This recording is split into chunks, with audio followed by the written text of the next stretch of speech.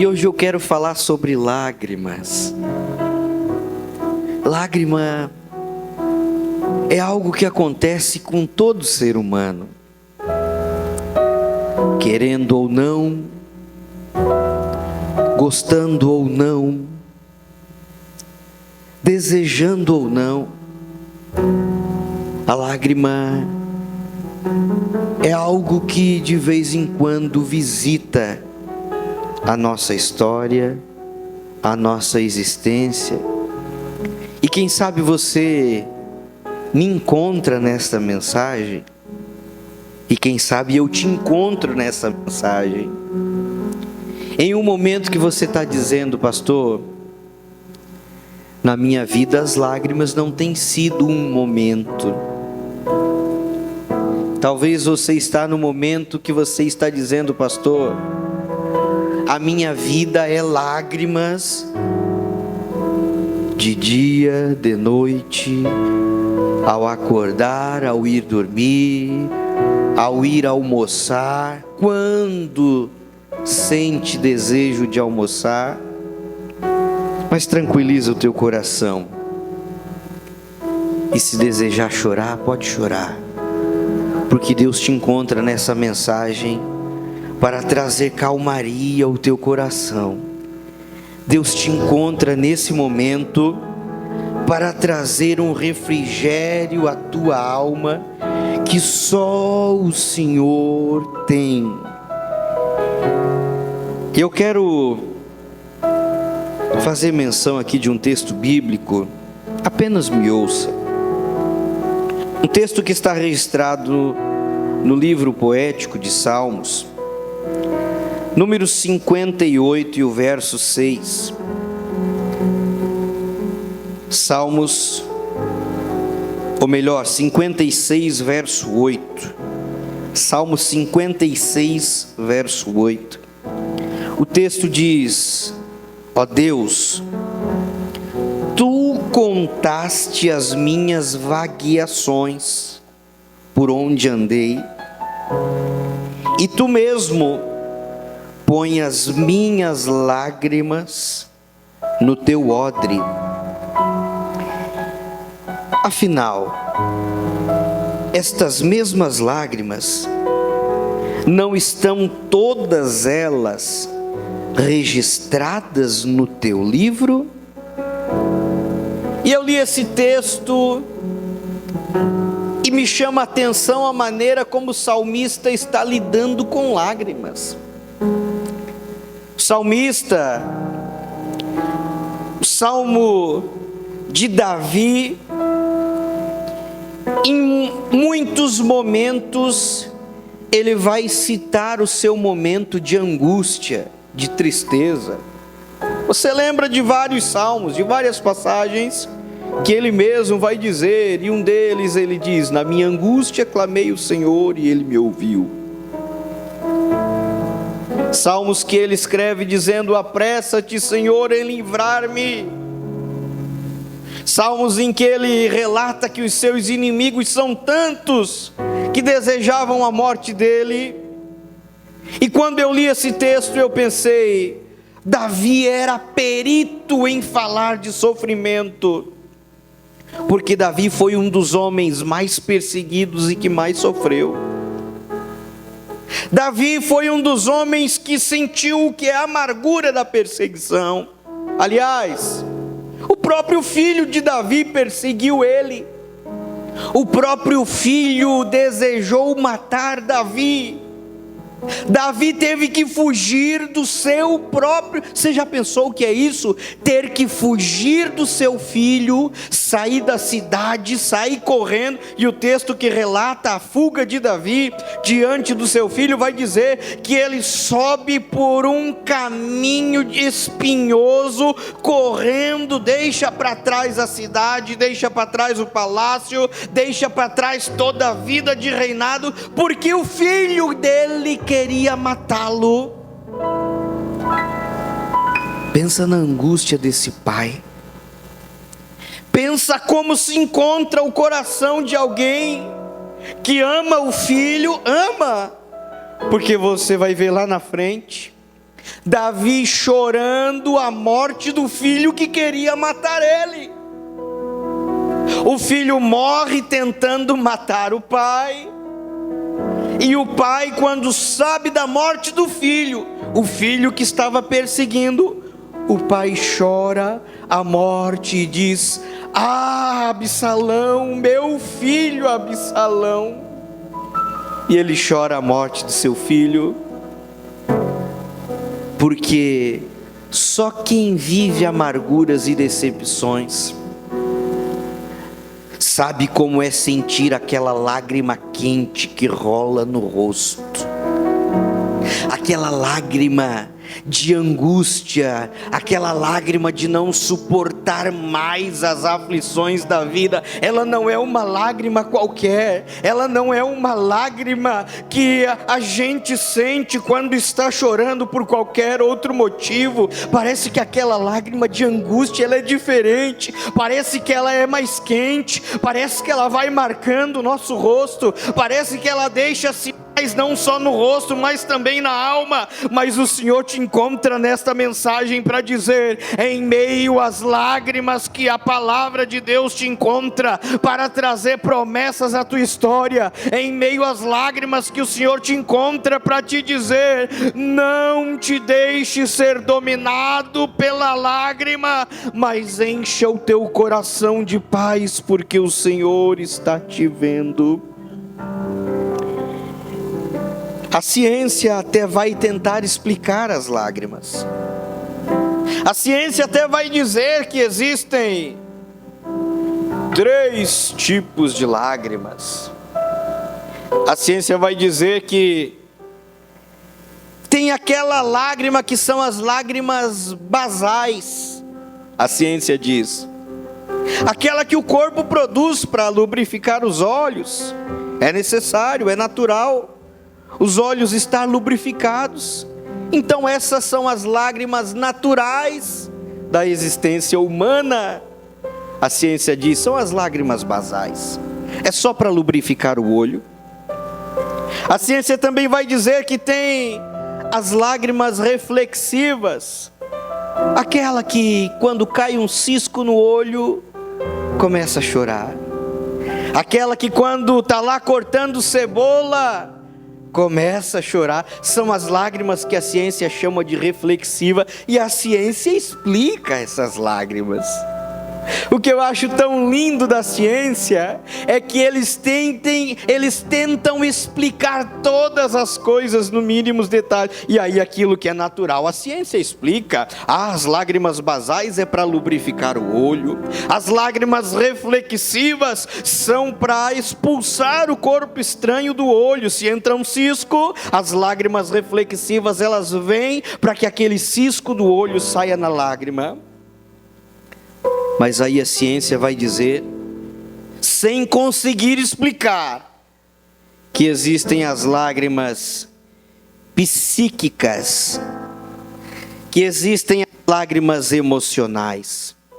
E a ciência até diz que nessas lágrimas existem algumas substâncias orgânicas, que elas incluem proteínas, hormônios, que elas incluem alguns neurotransmissores, e a ciência vai dar nome: a leucina, a encefalina. E eu não quero que você decore nada disso, eu só estou trazendo aqui para você pensar que a ciência tenta explicar tudo o que acontece na nossa vida. Mas chega determinado momento que a ciência precisa parar e dizer: daqui para frente eu não sei o porquê. A ciência diz que a lágrima rola, a ciência diz que a lágrima tem alguns hormônios, mas a ciência não sabe dizer o porquê, nem como e nem o que fazer para resolver. Por isso que eu amo a ciência, Porque a ciência tem que se curvar diante do Deus que cria céus e terra. A ciência tem que se curvar diante do Criador que fez a tua vida. A ciência tem que se curvar diante daquele que viu você antes mesmo de ser gerado no ventre da tua mãe. A ciência tem que se curvar e dizer: eu não sei por que ela está chorando, eu não sei por que ele está chorando. Aí quando a ciência se curva diante de Deus, eu vejo um Deus num alto e sublime trono, olhando também para você e dizendo: ele está chorando, ela está chorando, mas eu sei o que fazer para resolver, porque eu sou Deus, eu sou o Criador, eu sou aquele que ama com amor incondicional. Aí vem Deus, e Deus não vê como a ciência vê. E aí a gente começa a pensar: mas se a ciência não explica esse choro de emoção, do psique, da alma, do sentimento, se a ciência não consegue explicar esse momento de choro, o porquê Deus permite? E aí você vai me dizer: quem nunca chorou sem motivo? Quem nunca chorou sem saber por que estava chorando? Quem nunca chorou sem saber o que estava acontecendo? Quantas vezes você sozinho no teu quarto, você sozinho no banheiro, tomando banho, misturando a água que cai sobre o teu rosto com lágrimas, chorando sem ter motivo, apenas chorando e pensando: por que eu estou chorando? Por que eu estou triste? Por que eu estou amargurado? Ah, você já chorou de dor, já chorou de saudade, já chorou de medo, já chorou de desespero, já chorou quando perdeu alguma coisa, já chorou quando perdeu alguém. Você também já chorou de felicidade, mas você não consegue entender porque o choro persegue a tua história. Por mais que a gente tente segurar, a lágrima, ela tem vida própria. Sabe aquele momento que você não quer chorar na frente de alguém? Que você precisa passar para alguém um momento de força e você não quer chorar?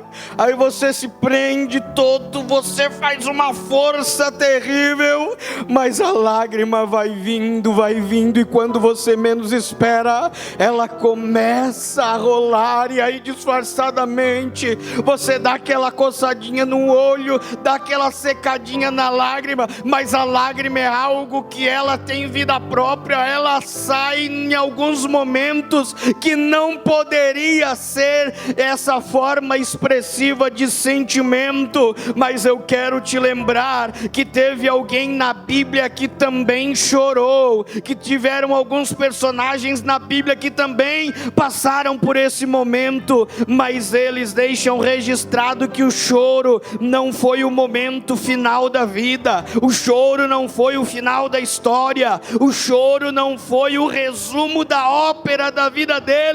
O choro foi apenas o momento em que eles se jogaram aos pés do Senhor, e o Senhor, aquele que interpreta a lágrima, aquele que lê o idioma da lágrima, o Senhor Todo-Poderoso visita essas pessoas e traz respostas e enxuga a lágrima. Lembra da Ana? A Bíblia diz que Ana chorou incessantemente por um filho. Deus viu as lágrimas de Ana e deu o filho a ela. Lembra de Ezequias, o rei Ezequias? A Bíblia diz que ele recebe uma mensagem profética dizendo: põe a tua casa em ordem, porque você vai morrer. Aí a Bíblia diz que ele sente uma angústia muito grande, porque ele não tinha filho, ele não tinha sucessor para deixar no trono em seu lugar. Aí a Bíblia diz que o rei vira o rosto para a parede, para ninguém ver ele chorando, e chora aos pés do do Senhor, e a Bíblia diz que Deus acrescenta 15 anos de vida na história de Ezequias. Aí eu lembro aqui do próprio Jesus chorando, quando ele está diante do túmulo de Lázaro, aquele amigo, aquele a quem Jesus amava. O próprio Jesus deixa as emoções serem aqui refletidas pelas lágrimas que mostravam o sentimento que existia no coração. O Pedro também foi alguém que chorou depois de algum momento, talvez um choro até de remorso, porque depois que ele negou a Jesus, ele lembrou que Jesus tinha falado: Pedro, você vai me negar. E aí Pedro tinha dito: Senhor, eu jamais te negarei. Aí o galo cantou e o Pedro tem negado o Senhor, e aí ele chora amarguradamente. Mas o que me deixa aqui, mesmo cativado, são as palavras do salmista em outro texto. Eu disse que o salmista Davi, ele era perito em falar sobre choro e lágrima. E em Salmo 6, verso 6, ele deixa registrado: Senhor, eu estou cansado de tanto gemer. Todas as noites, olha o que o salmista diz: todas as noites eu faço o meu leito nadar nas minhas lágrimas. É claro que é uma figura de linguagem, mas ele estava expressando aqui que ele chorava copiosamente todas as noites, porque ele estava muito angustiado. E aí eu te pergunto: você consegue interpretar as tuas lágrimas que você tem derramado? Você consegue dizer: essa lágrima de hoje foi por aquele problema, essa lágrima de hoje foi de saudade de alguém, essa lágrima de hoje foi porque eu estou amargurado e não tenho motivo, essa lágrima de hoje foi porque eu quero explodir, eu quero sair correndo, eu quero sumir, eu quero desaparecer, eu quero dar fim na minha vida. E dar fim na vida não é a solução para o problema, mas você fica tentando interpretar as lágrimas. Mas só existe só existe o Todo-Poderoso, só existe um Deus dos céus que é capaz de interpretar a lágrima. O teu sofrimento nunca foi inválido, o teu sofrimento nunca foi a mostra de um momento de fraqueza, o teu sofrimento nunca foi para vergonha da tua história. Deixe essas lágrimas rolar, mas diga ao lugar certo: Senhor, estas lágrimas são de alguém que não suporta mais o peso da vida. Deixe essas lágrimas rolar, mas entregue elas diante do altar do Senhor e diga: Senhor, essas lágrimas é de alguém que não consegue mais suportar a angústia da alma, é de alguém que não encontra mais motivo para viver. E aí eu quero usar mais uma vez o texto do perito salmista para trazer paz ao teu coração, porque ele mesmo vai escrever dizendo que o choro pode durar uma noite, mas a alegria vem pela manhã. Ele mesmo que escreveu dizendo: eu tenho feito a minha cama nadar nas minhas lágrimas. Mas ele também vai escrever: o choro pode até durar a noite toda, é uma possibilidade, é uma condição, mas aí ele vem com uma certeza: ao amanhecer a alegria também virá sobre a minha vida. Fica de pé comigo. Tua lágrima tem história,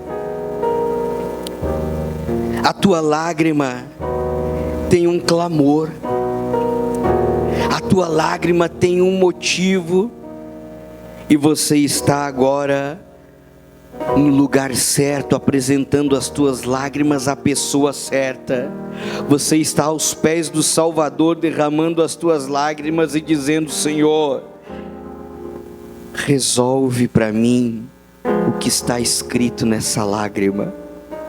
Interpreta para mim o motivo dessa lágrima e traz resposta, porque a lágrima não tem frase, a lágrima não tem algo que o ser humano possa explicar, e nem a ciência com toda a sabedoria consegue explicar, mas o Deus que nós servimos interpreta o idioma da lágrima, e Ele está dizendo para você: tranquiliza o teu coração, porque eu tenho recebido as tuas lágrimas, e eu tenho guardado estas lágrimas no meu odre. E aquilo que o salmista escreveu no Salmo 56, verso 8, é verdade, quando vai dizer: e estas tuas lágrimas eu tenho escritas todas no meu livro. O Senhor está dizendo para você: eu interpreto, eu registro as tuas lágrimas, porque estas mesmas lágrimas registradas